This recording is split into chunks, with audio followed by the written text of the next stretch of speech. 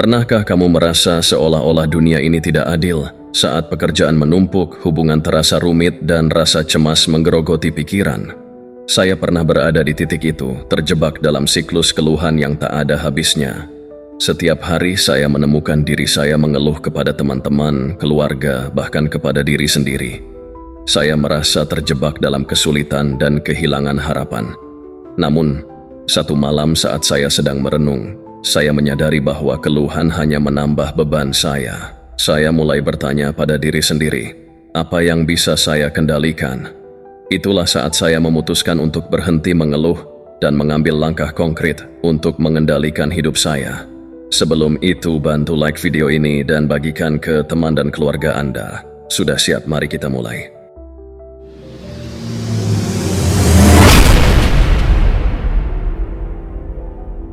Pertama, menyadari peran pikiran dalam kehidupan. Setelah berkomitmen untuk berhenti mengeluh, langkah pertama yang saya ambil adalah menyadari betapa besar pengaruh pikiran saya terhadap emosi dan tindakan saya. Dalam banyak kesempatan, saya menyadari bahwa keluhan seringkali berakar dari cara saya memandang situasi. Misalnya, ketika menghadapi deadline yang ketat, alih-alih melihatnya sebagai beban, saya mulai mencoba memandangnya sebagai tantangan yang bisa saya atasi. Dengan merubah perspektif, saya menemukan energi baru untuk menyelesaikan tugas dengan lebih baik. Saya kemudian mempraktikkan teknik mindfulness. Setiap pagi sebelum memulai aktivitas, saya meluangkan waktu beberapa menit untuk merenung dan menyusun pikiran. Saya bertanya pada diri sendiri tentang hal-hal yang benar-benar penting dan bagaimana saya bisa mengatasi hambatan yang ada. Proses ini membantu saya untuk lebih fokus dan tidak terjebak dalam pikiran negatif yang sering kali muncul. Saya belajar bahwa dengan menyadari pikiran, saya bisa memilah mana yang konstruktif dan mana yang harus diabaikan. Setiap kali saya merasakan dorongan untuk mengeluh, saya mulai bertanya, apa yang dapat saya ambil dari pengalaman ini? Dengan pendekatan ini, saya merasakan kekuatan yang luar biasa, seolah saya memiliki kendali atas hidup saya sendiri. Pikiran-pikiran negatif berangsur-angsur menghilang, digantikan dengan pemikiran yang lebih positif dan membangun. Saya menemukan bahwa dengan mengelola pikiran, saya bisa mengubah pengalaman sehari-hari menjadi peluang untuk belajar dan tumbuh. Kedua, mengalihkan fokus pada solusi. Setelah menyadari pengaruh pikiran, saya memahami bahwa mengalihkan fokus dari masalah ke solusi adalah langkah selanjutnya yang sangat penting. Banyak kali, kita terjebak dalam lingkaran keluhan yang tidak produktif, yang membuat kita merasa tidak berdaya.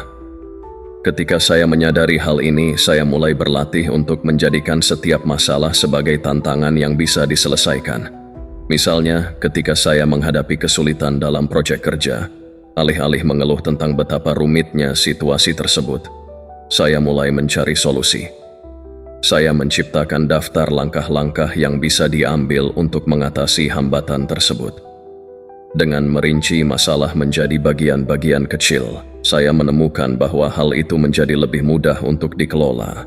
Rasa frustrasi yang dulu menyelimuti saya perlahan-lahan berganti dengan rasa optimisme. Saya juga mulai membiasakan diri untuk mendiskusikan solusi dengan teman-teman dan rekan kerja. Diskusi ini tidak hanya memberi saya perspektif baru, tetapi juga menciptakan atmosfer positif di sekitar saya. Saya belajar bahwa ketika kita berbagi masalah, kita tidak hanya merasa lebih ringan, tetapi juga mendapatkan ide-ide yang mungkin belum pernah terpikirkan sebelumnya. Saya merasa lebih terhubung dengan orang-orang di sekitar saya dan lebih termotivasi untuk maju. Sejak saat itu, saya berkomitmen untuk mengubah setiap keluhan menjadi rencana aksi. Jika saya merasa tidak puas dengan suatu aspek dalam hidup, saya akan bertanya pada diri sendiri, apa yang bisa saya lakukan untuk memperbaikinya? Dengan cara ini, saya merasa lebih berdaya dan kurang terjebak dalam situasi yang tidak saya inginkan. Ketiga, mengembangkan kebiasaan positif. Salah satu langkah terpenting dalam perjalanan ini adalah mengembangkan kebiasaan positif yang mendukung pola pikir baru saya. Saya menyadari bahwa untuk benar-benar berhenti mengeluh, saya perlu menciptakan rutinitas harian yang memperkuat sikap positif. Pertama, saya mulai dengan melakukan refleksi harian. Setiap malam sebelum tidur, saya mencatat 3 hal yang saya syukuri hari itu. Tindakan sederhana ini membawa perubahan besar dalam cara saya melihat hidup. Di samping itu, saya juga mulai berolahraga secara teratur. Saya menemukan bahwa aktivitas fisik tidak hanya baik untuk kesehatan tubuh, tetapi juga kesehatan mental. Saat saya berlari atau berlatih yoga, saya merasa lebih mampu mengendalikan stres dan pikiran negatif. Setiap keringat yang keluar seakan membawa beban mental saya jauh dari diri saya. Olahraga menjadi sarana untuk melupakan keluhan sejenak dan fokus pada kesehatan dan kebugaran. Membaca buku-buku motivasi dan mengikuti seminar juga menjadi bagian penting dalam kebiasaan saya. Saya menemukan inspirasi dari orang-orang yang telah berhasil menghadapi tantangan dalam hidup mereka. Cerita-cerita mereka memberikan perspektif baru dan menyemangati saya untuk terus bergerak maju meskipun dalam kondisi yang sulit. Kebiasaan positif ini bertransformasi menjadi fondasi yang kuat untuk mengatasi keluhan dan menjalani hidup yang lebih bermakna. Saya menyadari bahwa setiap perubahan kecil yang saya lakukan memiliki dampak besar pada hidup saya. Dengan mengadopsi kebiasaan ini, saya merasa lebih berdaya untuk menghadapi tantangan dan lebih siap untuk menjadikan setiap hari sebagai kesempatan baru. Keempat, menumbuhkan rasa syukur. Setelah mengembangkan kebiasaan positif, saya menemukan bahwa menumbuhkan rasa syukur adalah salah satu cara paling ampuh untuk mengurangi keluhan. Ketika saya mulai merasakan tekanan hidup, saya mencoba untuk mengingat hal-hal baik yang telah saya miliki. Saya ingat satu malam ketika saya duduk sendirian, merasa cemas dan stres karena pekerjaan dan tanggung jawab yang menumpuk.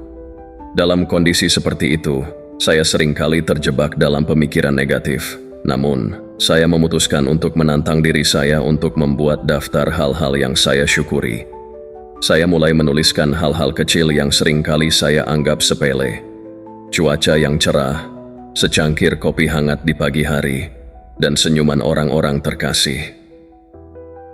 Proses ini mengubah fokus saya dari apa yang kurang dalam hidup saya menjadi apa yang sudah ada. Dengan menyadari banyaknya berkat yang saya miliki, saya merasa lebih damai dan bersyukur. Menumbuhkan rasa syukur juga mengubah cara saya melihat orang lain.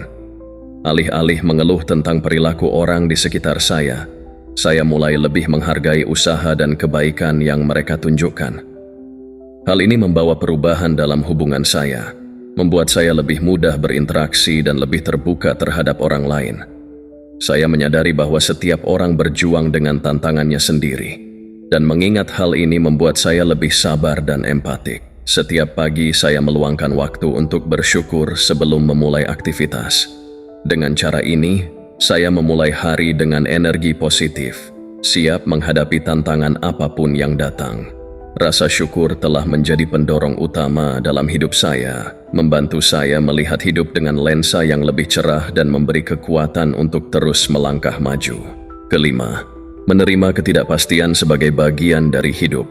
Salah satu pelajaran terbesar yang saya pelajari dalam perjalanan ini adalah pentingnya menerima ketidakpastian sebagai bagian tak terpisahkan dari hidup. Di awal perjalanan saya merasa cemas dan takut menghadapi hal-hal yang tidak bisa saya kendalikan. Setiap kali situasi di luar rencana, saya merasa frustrasi dan tidak berdaya. Namun seiring waktu, saya mulai memahami bahwa ketidakpastian adalah bagian alami dari kehidupan, dan berjuang melawannya hanya akan membawa lebih banyak stres. Saya mulai membaca tentang stoikisme, yang mengajarkan pentingnya menerima kenyataan dan berfokus pada apa yang ada dalam kendali kita. Saya ingat suatu ketika saya mendapat berita buruk tentang proyek yang telah saya kerjakan dengan keras. Reaksi awal saya adalah mengeluh dan merasa putus asa. Namun saya berusaha untuk menerapkan prinsip-prinsip yang telah saya pelajari. Alih-alih terjebak dalam keluhan, saya mulai merenungkan situasi tersebut dan mencari pelajaran yang bisa diambil. Saya menyadari bahwa dalam setiap ketidakpastian terdapat peluang untuk tumbuh dan belajar. Dengan menerima kenyataan bahwa tidak semua hal dapat berjalan sesuai rencana, saya merasa lebih ringan dan siap untuk menyesuaikan diri. Saya mulai mengembangkan sikap fleksibel dan bersedia untuk beradaptasi dengan perubahan. Setiap kali menghadapi situasi yang tidak terduga, saya berusaha untuk bertanya pada diri sendiri, apa yang bisa saya lakukan untuk membuat situasi ini lebih baik? Melalui penerimaan ini, saya menemukan kekuatan dalam diri saya untuk menghadapi tantangan dengan lebih tenang. Ketidakpastian tidak lagi menakutkan. Sebaliknya, saya melihatnya sebagai peluang untuk mengembangkan diri dan menghadapi dunia dengan keberanian. Kini, saya merasa lebih siap untuk menerima apapun yang datang dan memanfaatkan setiap momen dengan bijaksana. Keenam, belajar dari kegagalan. Setelah belajar menerima ketidakpastian, saya juga menyadari bahwa kegagalan bukanlah akhir dari segalanya, tetapi justru adalah kesempatan untuk belajar dan tumbuh. Banyak kali dalam hidup saya terjebak dalam rasa takut akan kegagalan sehingga menghindari risiko. Namun, ketika saya berhenti mengeluh dan mulai mengambil kendali, saya menemukan bahwa kegagalan adalah bagian dari proses menuju keberhasilan. Salah satu pengalaman yang mengubah cara pandang saya adalah ketika saya gagal dalam ujian penting. Awalnya, saya merasa hancur dan langsung terjebak dalam spiral keluhan. Namun, setelah merenung, saya menyadari bahwa mengeluh tidak akan mengubah hasilnya. Saya mulai mencari tahu di mana saya melakukan kesalahan dan bagaimana saya bisa memperbaiki diri. Dengan cara ini, saya bisa memanfaatkan kegagalan sebagai batu loncatan untuk belajar dan berkembang. Saya mulai menciptakan mentalitas belajar dari kegagalan.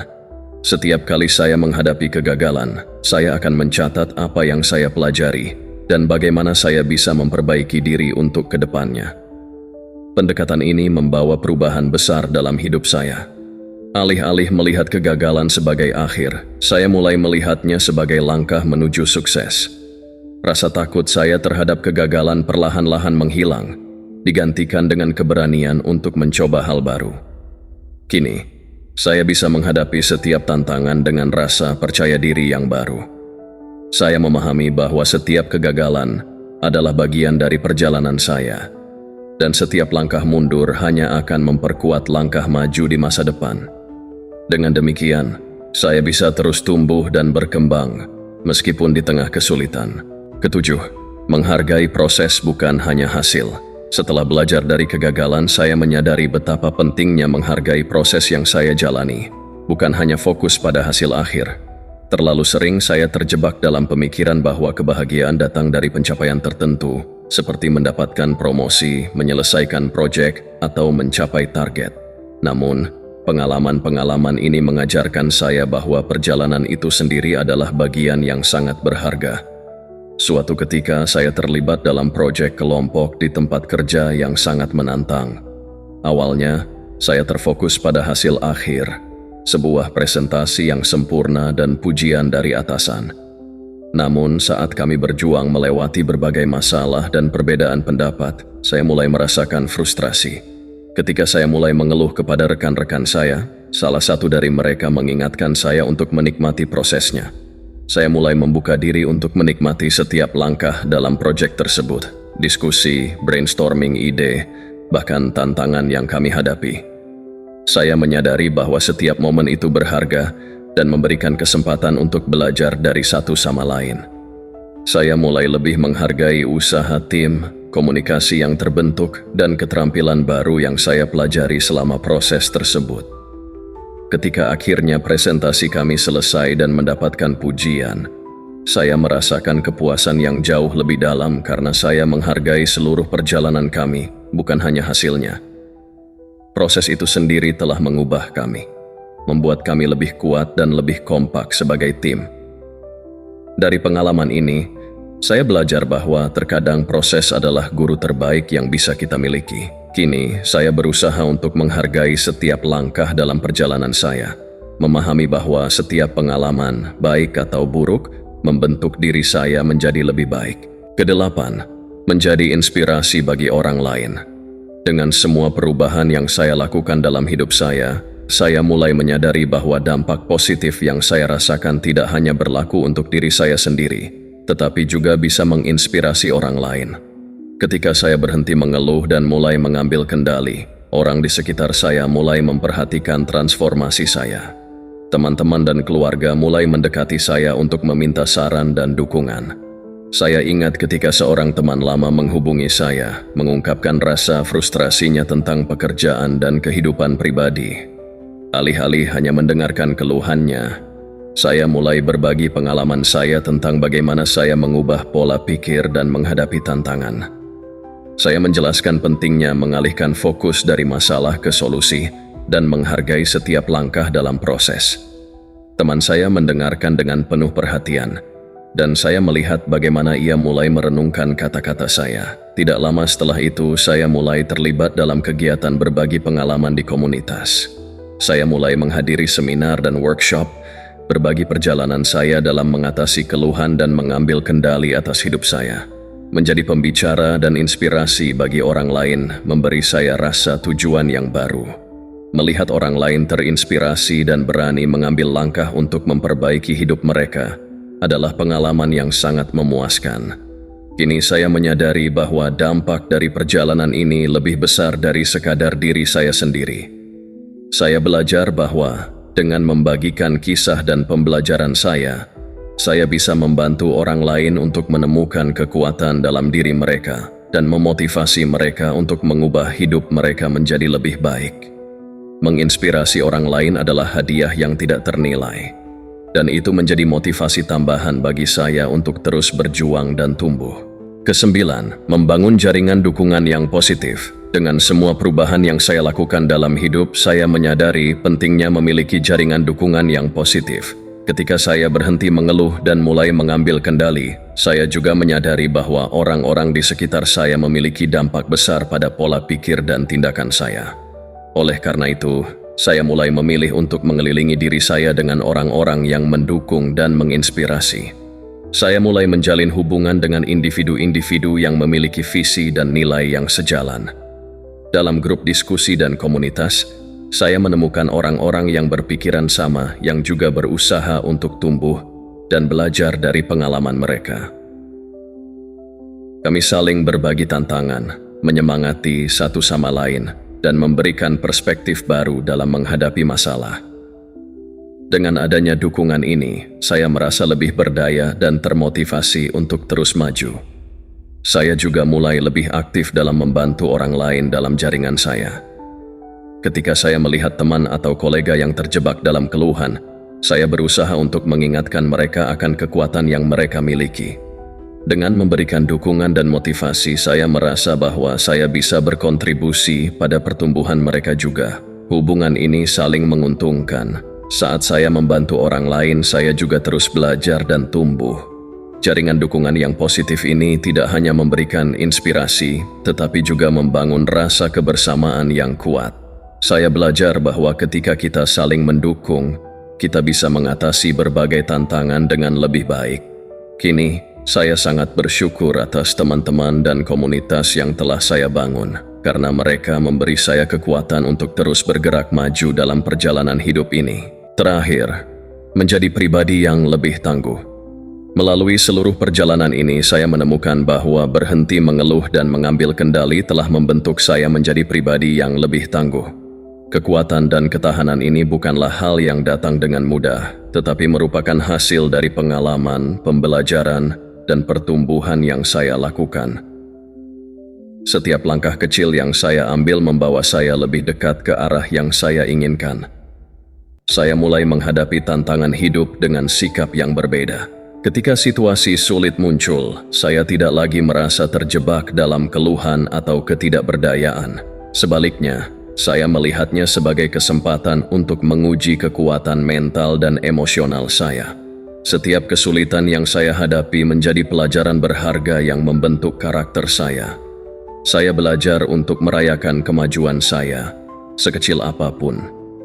Setiap kali saya berhasil mengatasi rintangan atau menghadapi ketidakpastian dengan tenang, saya merasa lebih percaya diri. Ketangguhan ini menjadi bagian dari identitas saya, memberi saya keberanian untuk mengambil risiko dan menghadapi tantangan baru. Kini, saya merasa lebih siap untuk menghadapi segala hal yang hidup tawarkan. Saya tahu bahwa setiap kesulitan adalah kesempatan untuk tumbuh, dan saya tidak lagi takut pada ketidakpastian. Dengan semua pengalaman dan pembelajaran yang telah saya lalui, Saya percaya bahwa saya mampu mengatasi apapun yang datang dalam hidup saya. Dan yang terpenting, saya berkomitmen untuk terus berusaha menjadi pribadi yang lebih baik, tidak hanya untuk diri saya sendiri, tetapi juga untuk orang-orang di sekitar saya.